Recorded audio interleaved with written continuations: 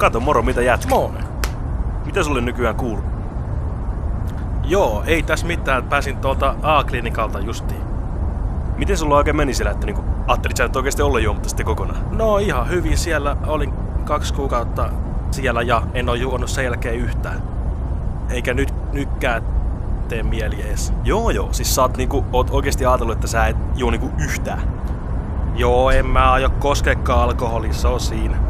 No hyvä homma siis sulle, että pärjäilee ja kattellaan. Joo.